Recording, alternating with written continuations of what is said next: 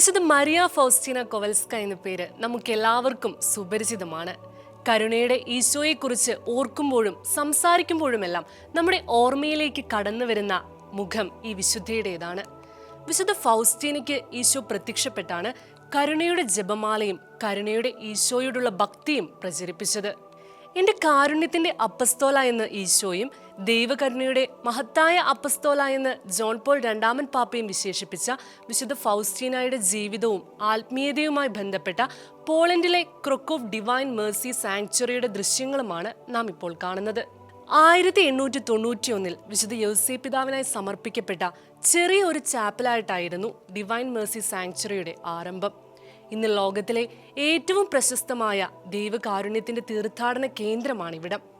അതിനൊപ്പം വിശുദ്ധ ഫൗസ്റ്റീനയുടെ കബറിടം സ്ഥിതി ചെയ്യുന്ന ദേവാലയം എന്ന പ്രത്യേകത കൂടി ഇതിനുണ്ട്. Sisters of our lady of മേഴ്സിയിലെ അംഗങ്ങൾക്ക് പ്രാർത്ഥിക്കുവാൻ വേണ്ടിയുള്ള ഇടമായിട്ടായിരുന്നു നിയോ ഗോതിക് ശൈലിയിൽ 1891 ഈ ദേവാലയം പണികഴിപ്പിക്കപ്പെട്ടത്. ചാൾസ് സാരംബ ഡിസൈൻ ചെയ്ത ഈ ആരാധനാലയം 1889 1891 ഇടയിലാണ് പൂർത്തിയായത്. വിശുദ്ധ ഫൗസ്റ്റീന പ്രാർത്ഥിച്ചിരുന്നത് ഇവിടെയായിരുന്നു. ഇവിടെ വെച്ച് തന്നെയാണ് ഈശോയും മാതാവും ഫൗസ്റ്റീനയ്ക്ക് പ്രത്യക്ഷപ്പെട്ടതും. 1931 ഫെബ്രുവരി 22 ദൈവിക നിയോഗത്താൽ ഫൗസ്റ്റീന പ്രത്യേകമായി തിരഞ്ഞെടുക്കപ്പെട്ടത്. തന്റെ സെക്രട്ടറിയായി ഫൗസ്റ്റീനയെ തിരഞ്ഞെടുത്തതായി ഈശോ വിശുദ്ധയെ അറിയിക്കുകയായിരുന്നു. വെള്ള മേലങ്കി അണിഞ്ഞാണ് ഈശോ പ്രത്യക്ഷപ്പെട്ടത്. യേശുവിന്റെ ഹൃദയത്തിൽ നിന്ന് വെള്ളയും ചുവപ്പും നിറത്തിലുള്ള 2 പ്രകാശരശ്മികൾ ബഹിർഗമിച്ചിരുന്നു.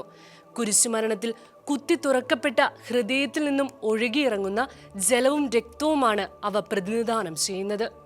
ഈ ചിത്രം വരയ്ക്കണമെന്നും ഈശോയെ ഞാൻ അങ്ങയിൽ ശരണപ്പെടുന്നുവെന്ന് അതിൽ എഴുതണമെന്നും ഈശോ ആവശ്യപ്പെട്ടു. 1938 ഒക്ടോബർ 5 33-ാമത്തെ വയസ്സിലാണ് മരിയ ഫൗസ്റ്റീന സ്വർഗപ്രാപ്തയായത്.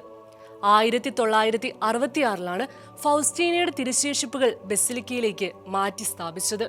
1999 മുതൽ 2002 വരെയുള്ള കാലഘട്ടങ്ങളിൽ ആധുനിക രീതിയിൽ 2 നിലകളിലായി ബസിലിക്ക പുതുക്കി പണിതത്.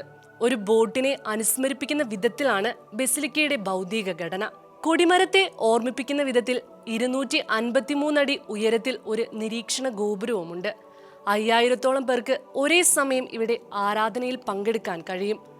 പ്രധാന ദേവാലയത്തിൽ മാത്രം 1800 സീറ്റുകളുണ്ട്. പ്രധാന അൾത്താരയുടെ ആകർഷണ കേന്ദ്രം കരുണയുടെ ഈശോയുടെ പെയിന്റിങ്ങും ഫൗസ്റ്റീനയുടെ തിരുശേഷിപ്പുമാണ്.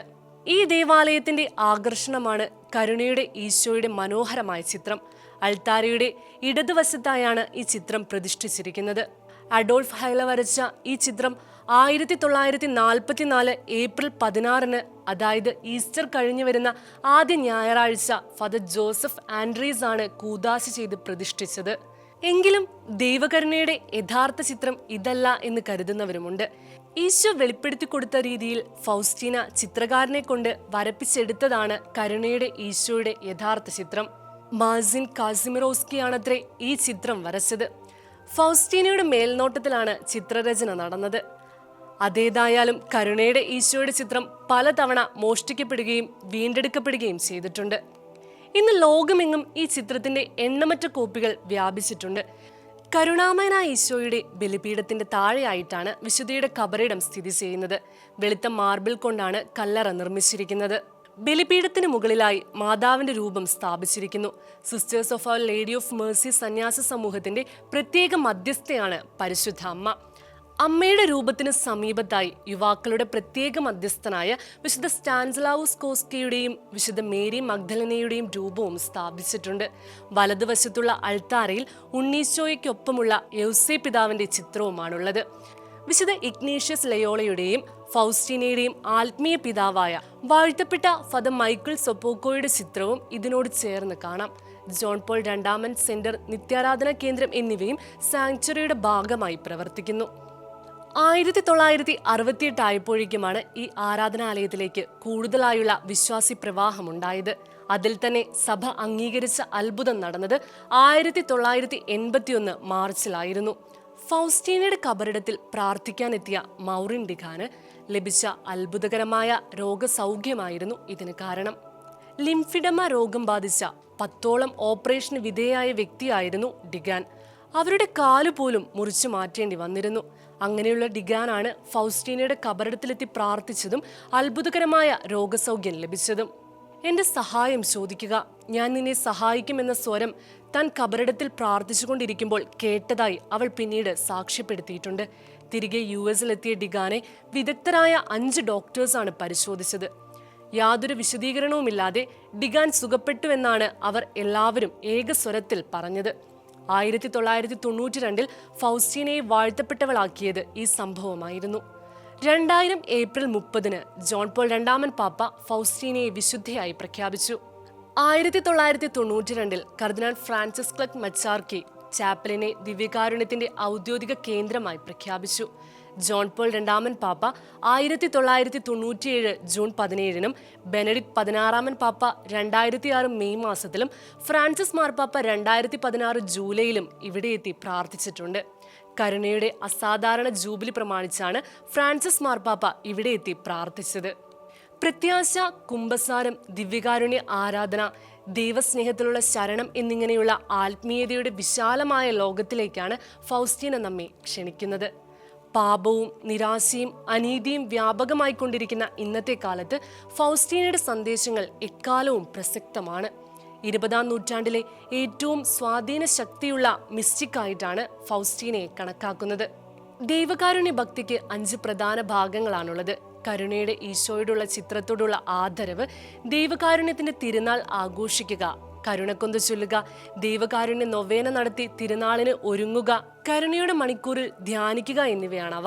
കരുണയുടെ ജപമാലയിലൂടെ ലഭിക്കുന്ന വാഗ്ദാനങ്ങൾ, അനുഗ്രഹങ്ങൾ ഈശോ ഫൗസ്റ്റീനയോട് പറഞ്ഞിട്ടുണ്ട്.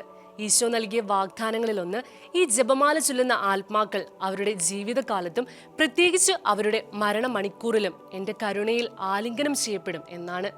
1935 സെപ്റ്റംബർ 13, 14 തീയതികളിൽ ഈശോ ഫൗസ്റ്റീനയ്ക്ക് പറഞ്ഞുകൊടുത്തു പഠിപ്പിച്ച പ്രാർത്ഥനയാണ് കരുണയുടെ ജപമാല.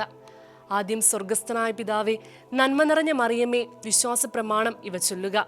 പിന്നെ കൊന്തയുടെ വലിയ മണിയിൽ, നിത്യപിതാവേ, അങ്ങേ പ്രിയ വത്സലപുത്രനും ഞങ്ങളുടെ കർത്താവുമായ യേശുക്രിസ്തുവിന്റെ ശരീരവും രക്തവും ആത്മാവും ദൈവത്വവും ഞങ്ങളുടെയും ലോകം മുഴുവന്റെയും പാപപരിഹാരത്തിനായി ഞങ്ങൾ അങ്ങേക്ക് കാഴ്ചവെക്കുന്നു എന്ന് പ്രാർത്ഥിച്ചിട്ട് ചെറിയ മണികളിൽ അവന്റെ അതിദാരുണമായ പീഡാസഹനത്തെ പ്രതി ഞങ്ങളുടെ മേലും ലോകം മുഴുവന്റെ മേലും കരുണയായിരിക്കണമേ എന്ന് പ്രാർത്ഥിക്കുക. അതിനുശേഷം ഉപസംഹാരമായി, പരിശുദ്ധനായ ദൈവമേ, പരിശുദ്ധനായ ബലവാനെ, പരിശുദ്ധനായ അമർത്തിനെ, ഞങ്ങളുടെ മേലും ലോകം മുഴുവന്റെ മേലും കരുണയായിരിക്കണമേ എന്ന് പ്രാർത്ഥിക്കുക. ഈസ്റ്റർ കഴിഞ്ഞു വരുന്ന ഞായറാഴ്ചയാണ് ദൈവകാരുണ്യത്തിന്റെ തിരുനാൾ ആഘോഷിക്കുന്നത്. ഉച്ചകഴിഞ്ഞ് 3 മണിക്കാണ് കരുണയുടെ മണിക്കൂറിനെ കുറിച്ച് ധ്യാനിക്കേണ്ടത്. ദൈവകരുണയുടെ തിരുനാൾ യോഗ്യതാപൂർവം ആചരിക്കുന്നവർക്ക് അവരുടെ ജീവിതത്തിൽ വന്നുപോയ മുഴുവൻ പാപങ്ങൾക്കും പൂർണ്ണമായ മോചനവും ശിക്ഷകളിൽ നിന്നുള്ള പൂർണ്ണമായ ഇളവും ലഭിക്കും. പീഡാനുഭവ വെള്ളി മുതൽക്കാണ് കരുണയുടെ നൊവേന ചൊല്ലി പ്രാർത്ഥിക്കേണ്ടത്. തിരുനാൾ ദിനത്തിലോ അതിനു മുമ്പോ നല്ല കുംഭസാരം നടത്തണം. ദേവാലയത്തിൽ ദൈവകരുണയുടെ ഛായാചിത്രം ആഘോഷമായി ആശീർവദിക്കുകയും പരസ്യമായി വണങ്ങുകയും ചെയ്യണം. യോഗ്യതയോടെ ദിവ്യകാരുണ്യം സ്വീകരിക്കുകയും ഏതെങ്കിലും ഒരു കാരുണ്യ പ്രവൃത്തി കർത്താവിന് കാഴ്ചവെക്കുകയും വേണം. 2002 ജൂണിലാണ് ജോൺ പോൾ രണ്ടാമൻ പാപ്പ ദൈവകരുണയുടെ തിരുനാളുമായി ബന്ധപ്പെട്ട പൂർണ്ണ ദണ്ഡവിമോചന പ്രഖ്യാപനം നടത്തിയത്. ദൈവസ്നേഹത്തിന്റെ അഗാധതയും അനന്തതയുമാണ് ദൈവകരുണയുടെ ഈശോ നമ്മെ ഓർമ്മിപ്പിക്കുന്നത്.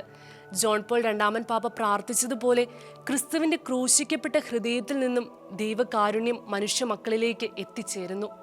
ഇന്ന് ഉത്തിതന്റെ മുഖത്ത് നമ്മുടെ ദൃഷ്ടികൾ പതിച്ച് വലിയ പ്രത്യാശയോടെയും ആശ്രയത്തോടെയും ഈശോയെ, ഞങ്ങൾ അങ്ങയിൽ ശരണപ്പെടുന്നുവെന്ന് നമുക്കും പ്രാർത്ഥിക്കാം. ദൈവകരുണയുടെ മഹത്വം ലോകത്തെ അറിയിച്ചുകൊണ്ട് ഈ ദേവാലയം ലോക അവസാനം വരെ തലയുയർത്തി നിൽക്കട്ടെ.